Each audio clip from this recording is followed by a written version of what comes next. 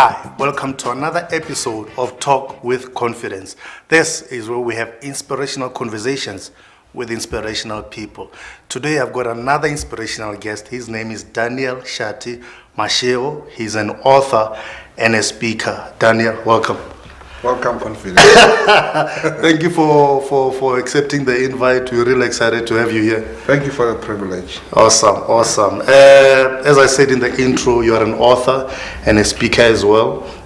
And you've got two of your books here today. But before we get into the books, I just want to chat a little bit about who you are, how you got into the writing industry, the writing game, and how it's been going. I know you from a while back. I'm also a fellow author, speaker. So we've interacted quite a bit, and you told me the story of how you got into writing. Can you just relate that story to the viewers? Yeah. Thank you for the confidence, for the opportunity, Confidence. Sure. So basically, I knew that at one point I will write, but I did not know when exactly. But you know, at the right time, at the opportune time, it felt right to start writing. Like the first 2,000 words for my first book, I wrote them overnight for 2 days. Wow. I couldn't stop. But initially it was not to say I'm writing a book. I was just writing my thoughts based on the observations that I've had in the past week or so. Then after writing 2,000 words, and I said, why can't I make it a book? And that's where I was consciously saying I'm writing a book. Wow. Black song, It's Okay to Be Black. What were the instances, or what had happened in that week that inspired you to go into the writing? So I observe a lot of interactions between people, and you know where our country comes from, and you know the socio-economic challenges that we're having in our country. So observing all those things, I found myself writing a book about that. And just before we get into the book, do you believe that there's a writer in everybody or an author in everybody, or is it just for specific people? Do you believe anybody can become an author? I think anyone can be an author, but the degree of expertise will differ. Some will be born authors. They can just sit down. Like me, I did not go to school to be taught on how to write. Because it was an inborn thing. I just sat and I started writing. But with a little bit of coaching and teaching, someone can be able to write a book, I believe. Wonderful. If you're not able to, you get someone who can write it for you. That's how this guys do it. They get a journalist and he writes for you. Just narrate the story, and then they put it in words in concrete form. Wonderful. Okay, our first book that we're gonna look at is Blacks Only, It's Okay to Be Black. Very interesting title. I mean, when one reads the title, you already have an idea in terms of subject matter. But can you get into the details? Why this title, and why do you feel this book, it was necessary to write this book? So in this book, I talk to all South Africans, but primarily to my black folk. You know our history, you know where we come from, you know the damage that apartheid has done to us. And we are still with this very damage. And you see in how we relate, you see in how we do things. And I'm trying to address some of the issues that we need to work on. But at the same time, hence the title, It's Okay to Be Black. I'm trying to say, there is nothing wrong with you. There are issues that we need to fix, but accept the person that you are as a black person. Don't try to be white, don't try to be green. We've got issues as black people. Appreciate who you are, but at the same time, let's deal with 1, 2, 3, 4 so that we can become a better community. All right. And some of the issues, like the 1, 2, 3, 4 issues, can you go into some of the issues that you observed? And you say this needs to be tackled, this needs to be dealt with. What are some of those issues? So in the book, I talk about the 4 mentalities. I talk about the entitlement mentality. When you go into our communities, when you go into our townships, you realize that this mentality is very rife. We feel because the Afrikaners robbed us of our minerals, resources, economic power. Now that the black government is in power, we are entitled to everything. And hence you see people fighting and crying and demanding houses from government. That's the entitlement mentality that I'm talking about. You also look even in our academic space. I was listening to one show on one particular radio channel. This lady has got a degree. She can't find a job. Her auntie said, they're employing people in Pick and Pay. Can't you submit your CV? The lady was offended because she feels she's entitled to something great, something corporate, because she's got a degree. She's not willing to start small. She's not willing to start from the bottom, and that's what is killing us. I talk about that entitlement mentality. Just on that, it's a very good point, because you never know if she had submitted there. Then the door is open. There could be a corporate position available within Pick and Pay that she could submit a CV, but because she wasn't even willing to go through what looked like a small door, then she didn't get the opportunity to access other things inside the thing. You know, when one opportunity opens, it opens up other opportunities. But just as a side dish to that. No, that's true. I once stayed in England. When I came back, it was struggle to find a job. The only job that was available, it was a call center job. I'm coming from England. I've got pounds. You base study. I've got honors degree. Wow. And the job that I could find then, call center. And when you go there, they call you Baba D.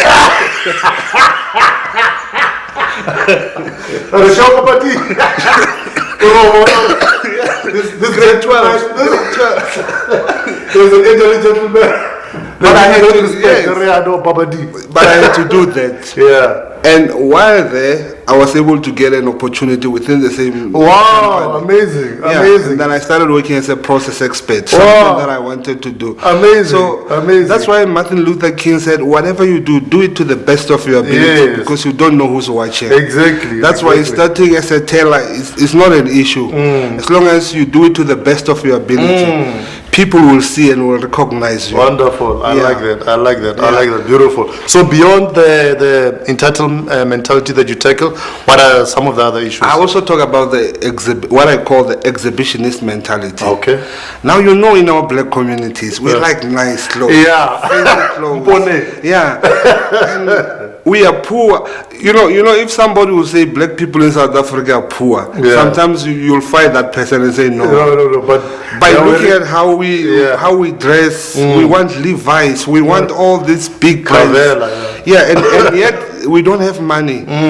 We want to drive these fancy cars, but we still stay in shacks. So I'm saying that has to change, and it has to do with apartheid, because we're trying to say during the apartheid time, even if you are oppressing us, we are still intact. We are okay.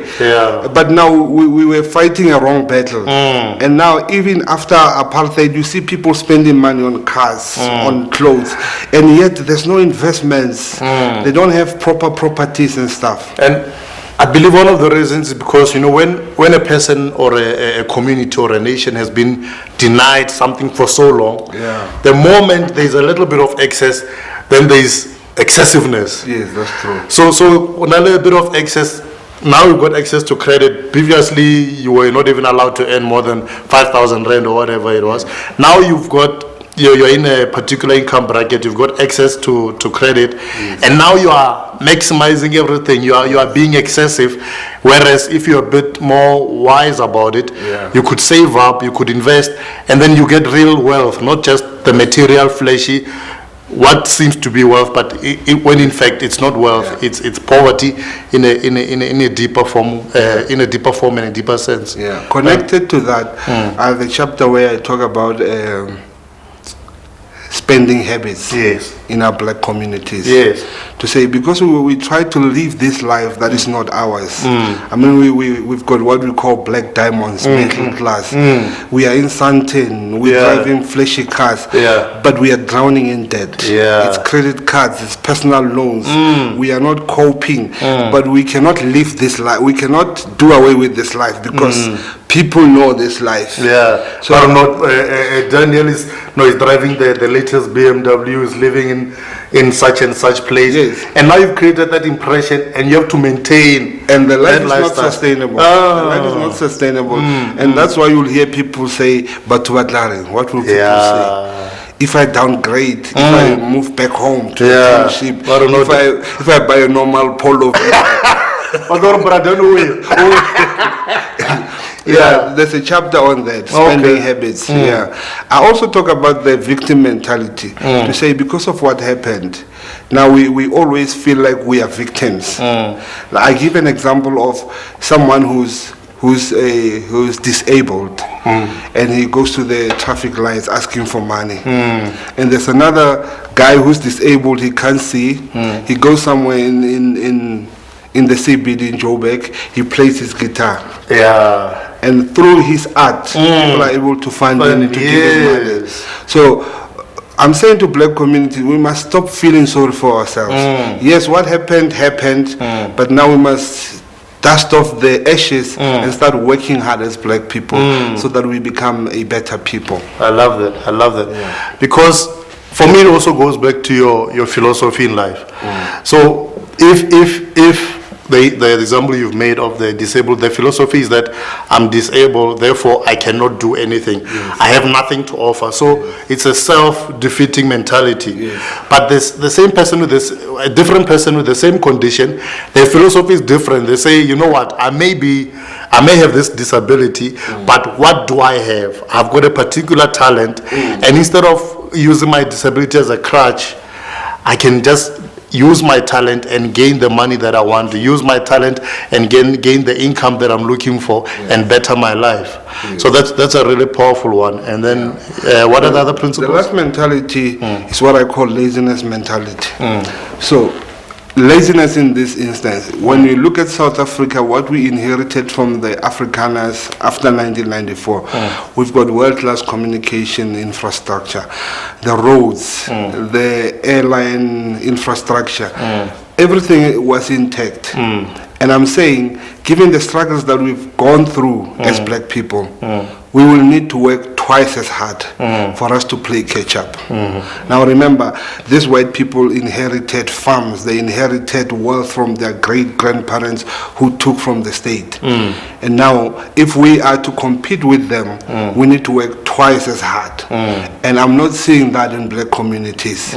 We are so relaxed about it. As long as I get bread, as long as I'm able to look after my house, so even at work, you don't see that hunger that needs to be there in black guys to say I need to work twice as hard for me to be able to compete with my white fellows. And what do you think is the underlying reason for that attitude?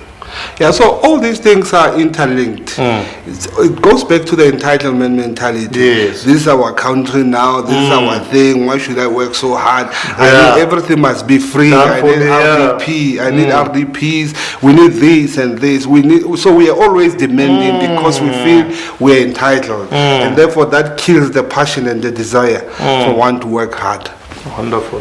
Yeah. And then the impact that you want this book is a powerful book. I mean, just from interacting with you on the content, it's a very necessary book.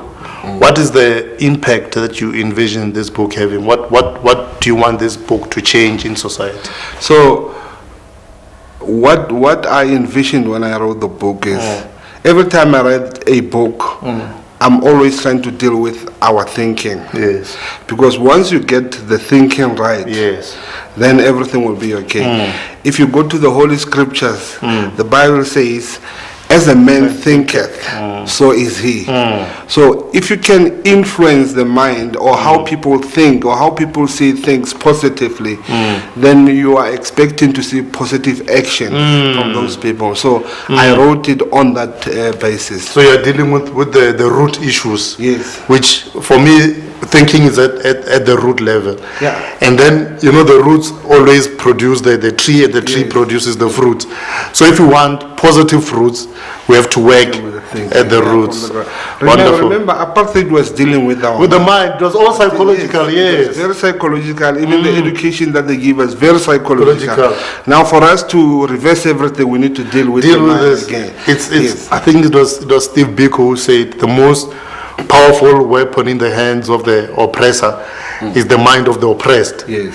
So by dealing with the mind, if the illness is in the mind, then the cure has to go to the mind as well. Yes. Wonderful, powerful. Yeah, so one critical thing that I spoke about in the book is the economic positioning of a black person. Yes. To say 20 years, 23 years into democracy, a black man is still struggling economically. Politically, we are free, we are okay, but economically, financial freedom. Yeah, it's not there. Freedom, it's not there. We are still living in poverty.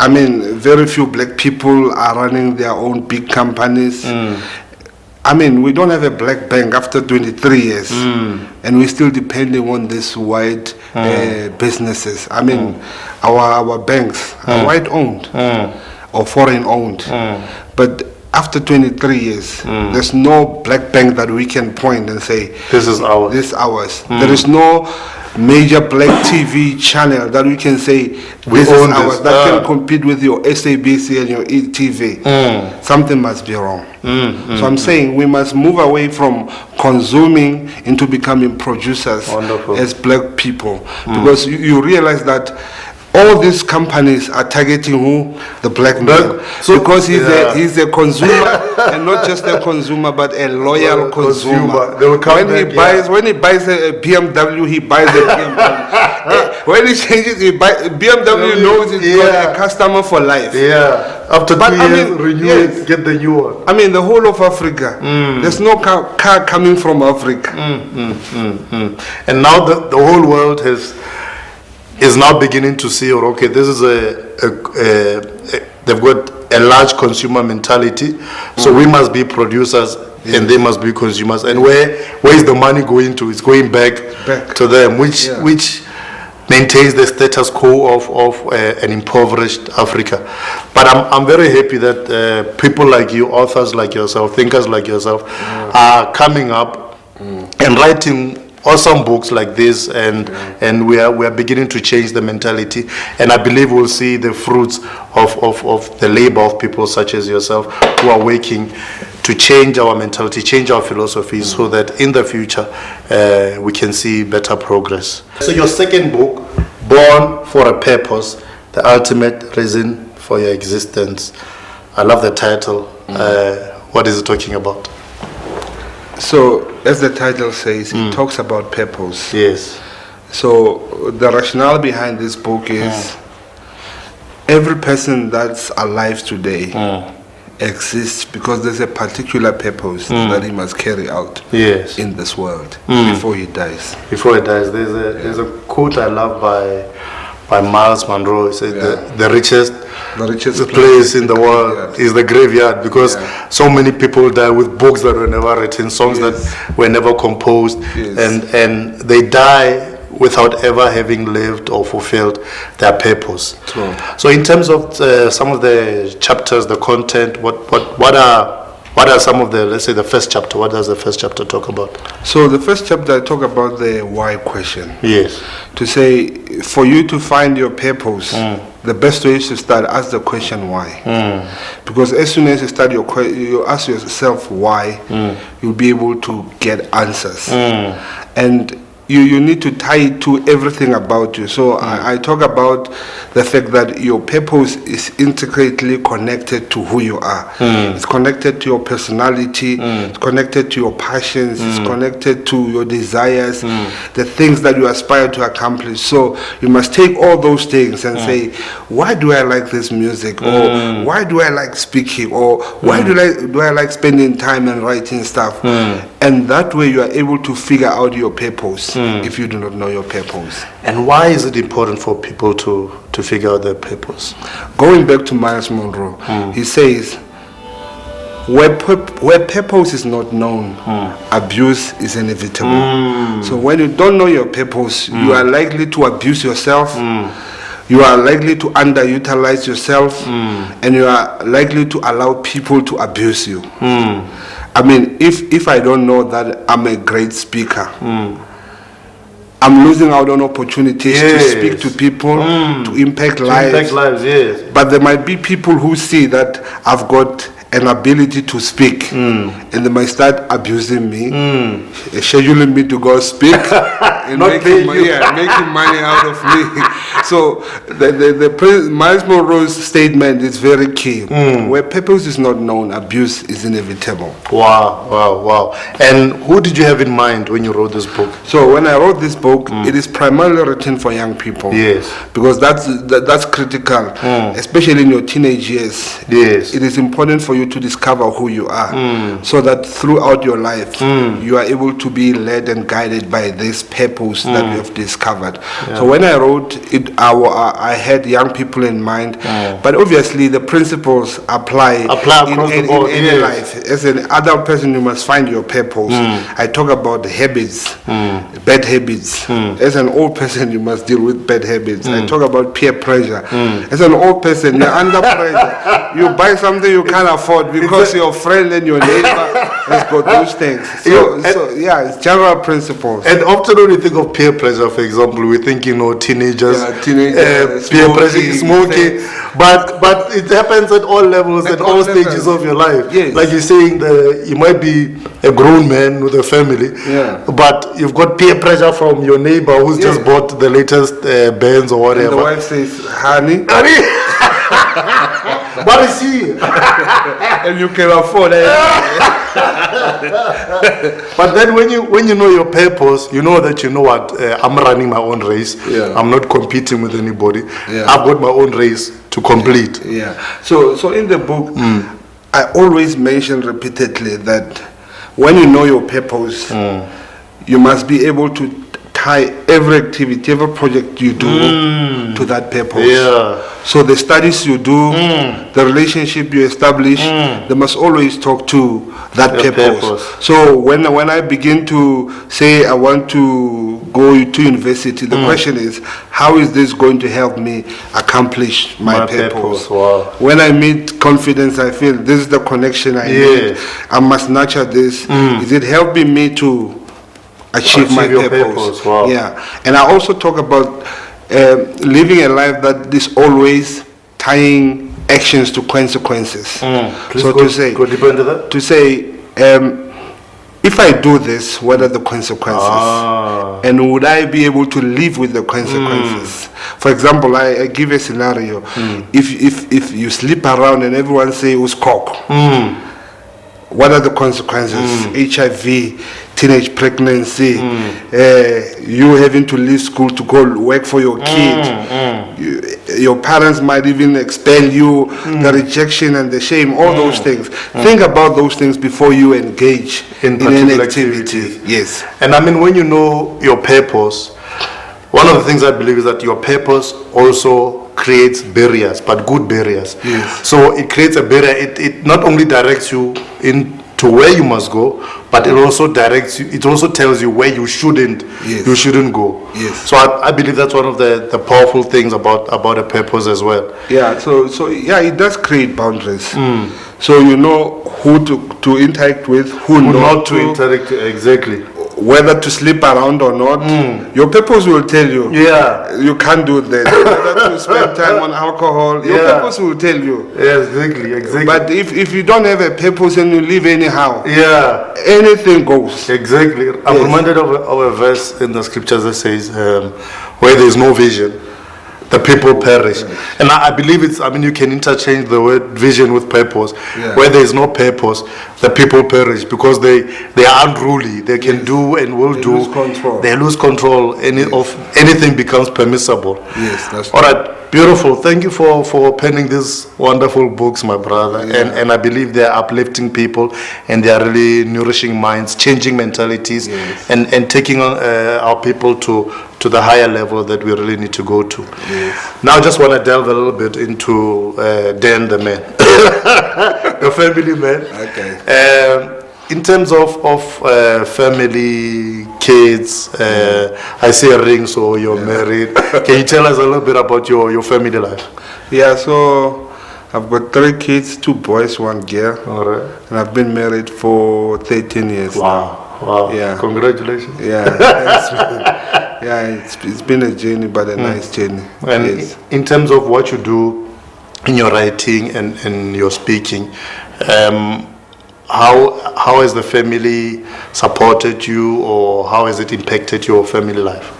Yeah, the support is great, but also to a certain degree, the impact is positive and negative. Okay. Because now you spend time away and you spend time writing. I do a lot of writing at night. Yeah. Which means during the day I'm asleep. Yeah. So I rob them of their time. But it is for a good use, and I try to manage that as far as I can. All right. Yes. Wonderful. Braden, in terms of your legacy, what do you want to be remembered for? I mean, when I speak to authors, what comes to mind is the fact that your books are going to outlive you. Yes. So even after Braden is long gone, these books will still be alive, and there will be, even your great-grandchildren will be reading the works of their great-grandfather. Yes. So in terms of legacy, what do you want your legacy to be? What do you want to be remembered for? So I want to be remembered as a person that lived, impacted lives, and handed over to the next generation to continue to impact lives. So for me, it's not just about living for me, becoming famous, making money. I always want to help contribute in someone else's life. And the greatest achievement for me is when that person influences the other person. Wow, yeah. So the way I see my life is, I want to influence life through art, which is writing, literature, and music. I also do music. Oh, wonderful, wonderful. I didn't know that. Yeah. So possibly next year I'll be doing my CD. Wow. No, we'll invite you back. We'll invite you back, even Daniel the musician. But brother, thank you so much for honoring us. It's been wonderful. Thank you very much, Confidence. Sharp. Sure. That was inspirational. I'm inspired. Thank you again for tuning in. You have been watching Talk with Confidence. Tune in again next time right here on Global Conference Television. Eitada.